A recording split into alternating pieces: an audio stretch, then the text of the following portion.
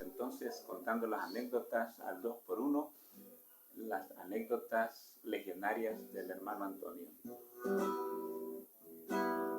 El Espíritu de Dios se mueve en mí, yo canto como David. El Espíritu de Dios se mueve en mí, yo canto como David. Yo canto, yo canto, yo canto como David. Yo canto, yo canto, yo canto como David. David, David, David, David cantaba como un cordero de la manada. El primo de David lo criticaba porque David cantaba. Y el Espíritu de Dios se mueve en mí, yo canto como David. El Espíritu de Dios se mueve en mí, yo canto como David. Yo canto, yo canto, yo canto como David. Yo canto, yo canto, yo canto como David. Bien, hermanos, entonces seguimos pues narrando aquí las anécdotas del hermano Antonio Jovel, y ahora pues les voy a narrar las siguientes. Nos mojamos por capricho de unos policías. Estábamos haciendo un novenario de difunto en las afueras de la colonia, y por motivos de trabajo no se podía hacer temprano, sino a las 7 de la noche. Como era invierno, casi todas las noches llovía. Una noche que regresábamos del Rosario, nos pararon unos agentes de la policía. Nos pidieron que nos identificáramos, lo cual hicimos por medio de la cédula y el carnet de trabajo. Pero no satisfechos con eso, nos pusieron parados contra la pared. Me dijeron que me quitara mi abrigo. Ahí nos tuvieron mucho tiempo mojándonos. Ellos andaban bien protegidos con sus capas. Nos pusimos a orar. Por fin nos dejaron marchar. En ese tiempo había toque de queda a las 10 de la noche, pero el novenario lo terminamos hasta el último día. Esta es la primera anécdota. Ahora va la segunda. Dice: un viaje a una zona conflictiva. Por recomendaciones superiores fuimos a un lugar muy apartado de la diócesis, donde funcionaba una curia de la Legión de María. Nuestra misión era aconsejar y orientar a nuestros hermanos referente a la grave crisis que se vivía en esos momentos. Fuimos 5 hermanos, entre ellos uno que tenía el grado de mayor, ya retirado. Viajamos en un vehículo de Cáritas que había sido prestado por el padre José López Sandoval. Por el camino fuimos detenidos varias veces por retenes del ejército. El procedimiento era así: le hacían parada al vehículo, mientras otros apuntaban con sus fusiles. Luego había que salir con los brazos en alto y pararse en fila a la orilla de la calle. Después identificarse con documentos personales. Lo chistoso es que cuando el mayor retirado se identificaba, recibía honores y disculpas. Al llegar al lugar, encontramos casi desierta la población. Por fin encontramos a un hermano con quien platicamos, informándole de la situación que se estaba viviendo, regresando muy entrada la tarde a Santa Ana. Gracias a Dios y a María Santísima no encontramos retenes de la guerrilla. Bien, ¿verdad? Pues aquí en El Salvador se vivió esa época de guerra, ¿no?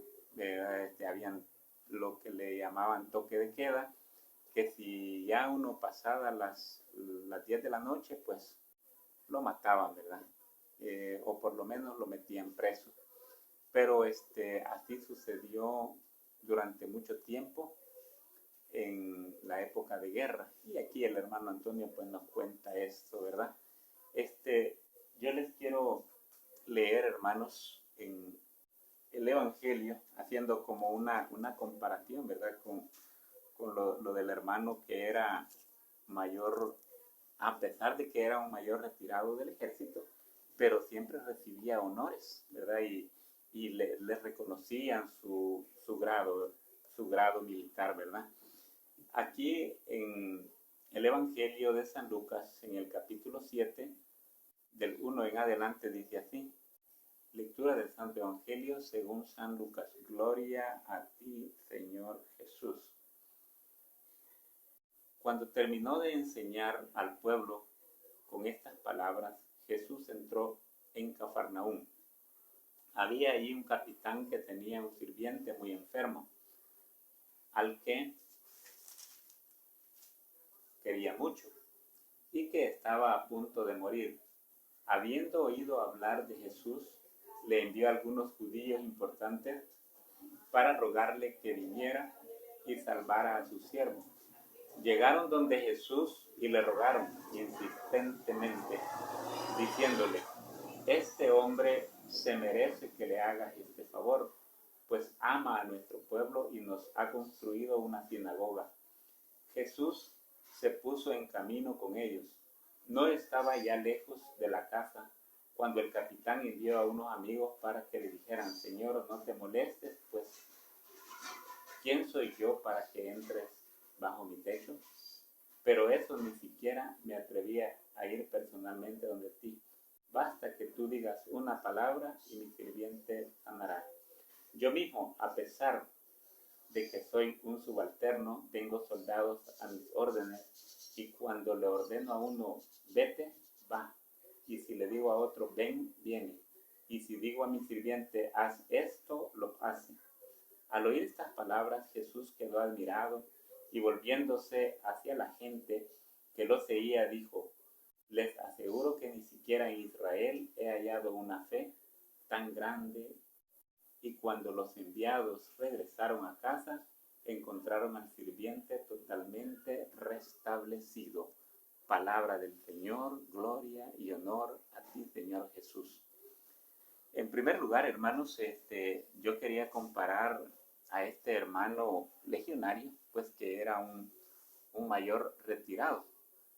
Y él cuando fueron a esta misión, y era una zona conflictiva, pues, donde había guerrilla y ahí habían enfrentamientos frecuentemente, ¿no? Pero cuando los hermanos iban en un jeep, en un carrito, bueno, era 4x4, pero ellos iban, ¿verdad? Y cuando los detenían, los soldados, ¿verdad? Él ahí menciona que los encañonaban y ellos salían con las manos en alto y todo. Pero ya cuando el mayor retirado del ejército de la tierra, ¿verdad?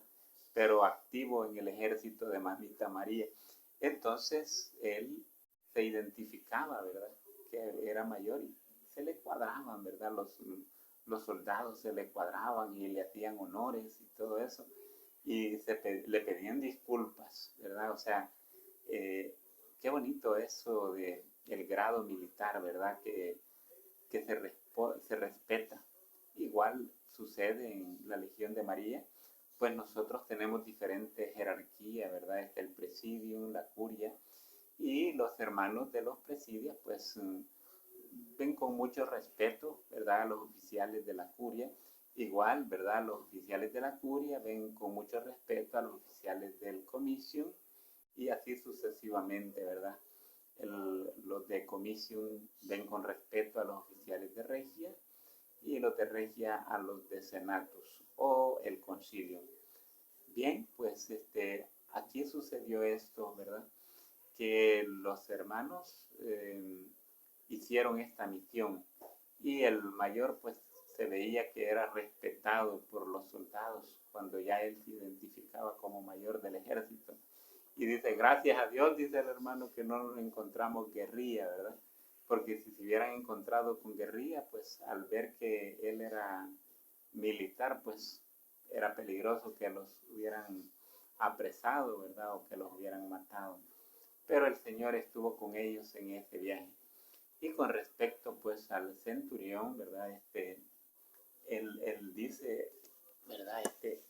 Yo, dice, no soy digno de que entres en mi casa. Y esta es una palabra que quedó, y que se expresa en la misa, hermanos, ¿verdad? Cuando dice, yo no soy digno de que entres en mi casa, ya a la hora de que va a ser la comunión, ¿verdad? Nomás di una palabra y mi alma sanará y seré sano, algo así, ¿verdad? Entonces, di una palabra y mi siervo sanará. Aquí termina diciendo el Señor, ¿verdad? En esta palabra, ¿verdad? Que nunca había encontrado una fe tan grande en todo Israel. Y este centurión, ¿verdad? Él decía la palabra, la palabra, la palabra. La palabra que tiene poder, ¿verdad? O sea, él siendo subalterno decía que tenía soldados a sus órdenes y cuando le decía a uno ve, va, y cuando le decía a otro bien, ven, viene. Y si le dice a un sirviente haz esto, lo hace. Entonces, de la misma manera, dice, él comprendió el poder de Jesús, ¿verdad? Que en el orden militar espiritual Jesús tenía, ¿verdad? Y él dice, nomás di una palabra y mi siervo sanará. Entonces Jesús dice, qué grande es tu fe. Esa fue la palabra que desató, ¿verdad? Que se haga según lo que has creído.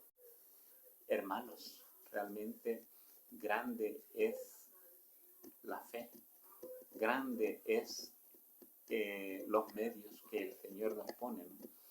Él nos pide que tengamos fe, pero el grande es Él, ¿verdad? No es que la fe va a hacer las cosas, no.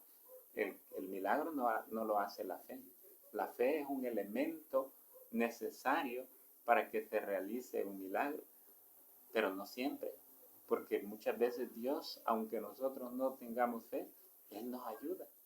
Y es cuando nosotros comprendemos y decimos realmente Dios es grande. A pesar de que uno no tenga fe, el Señor le ayuda, ¿verdad? ¿Cuántas veces nosotros hemos pedido algo y después se nos olvida que le hemos pedido a Dios, ¿verdad? Pero a Él no se le olvida, hermanos, ¿verdad? Él de repente nos sorprende con aquello que le hemos pedido y más de lo que le hemos pedido. Porque así lo dice la palabra, que Él es capaz de dar, dice, lo que nosotros le pedimos y mucho más. Él es capaz de hacer lo que nosotros pedimos y mucho más. A veces hay cosas que no nos las da porque nosotros, dice, pedimos mal.